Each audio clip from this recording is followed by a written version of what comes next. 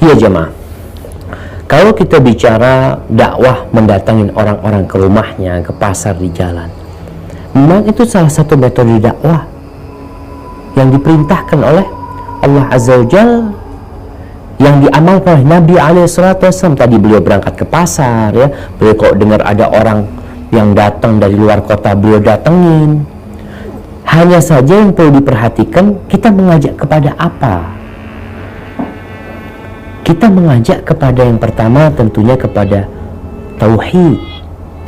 Bagaimana mengajak orang-orang itu untuk mentauhidkan Allah Subhanahu wa taala. Mengajak orang-orang itu setelah tauhidnya benar, bagaimana mereka sholatnya benar. Setelah itu ke ajaran-ajaran Islam yang lain.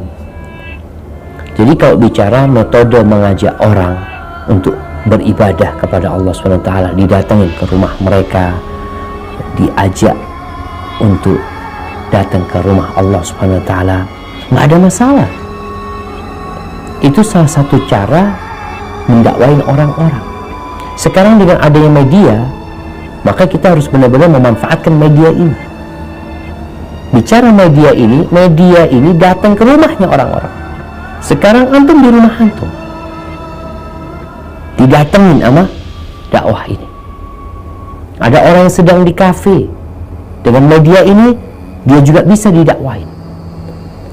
Maka benar-benar kalau bicara dakwah ini, kita harus menyampaikan kepada semua orang dengan mendatangi mereka ke rumah mereka, tentunya dengan adab dan etika, atau mendatangi mereka di tempat-tempat kumpul mereka, sebagaimana yang dilakukan oleh Rasul SAW, mendatangi majelis-majelisnya orang Quraisy, mendatangi tempat-tempat singgahnya kabilah-kabilah yang datang ke kota Mekah. Jadi Nabi mendatangi mereka.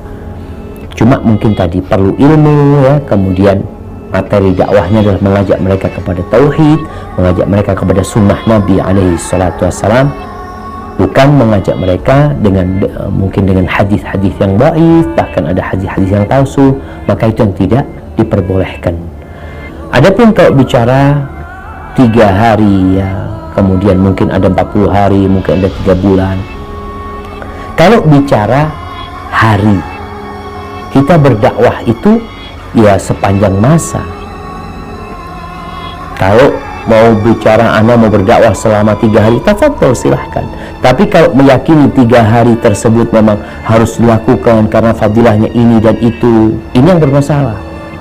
Kemudian tatkala meninggalkan keluarganya, jangan lupa tanggung jawab keluargamu. Ustadz umpamanya, kadang-kala Anda keluar berdakwah ke Sumatera, kemana, berangkat hari Jumat, pulang hari Ahad, 3 hari juga dakwahnya. Tapi tidak dijadikan 3 hari ini sebagai waktu yang memiliki fadilah tertentu. Lalu nanti 40 hari. Kenapa harus 40 hari? Dan kemudian kalau untuk mengirim orang-orang berdakwah ke tempat-tempat yang seperti itu, maka hendaklah dia orang yang berilmu. Sedangkan antum dakwah tiap hari. Namanya dikatakan anak kerja, Ustaz. Namanya anak jualan.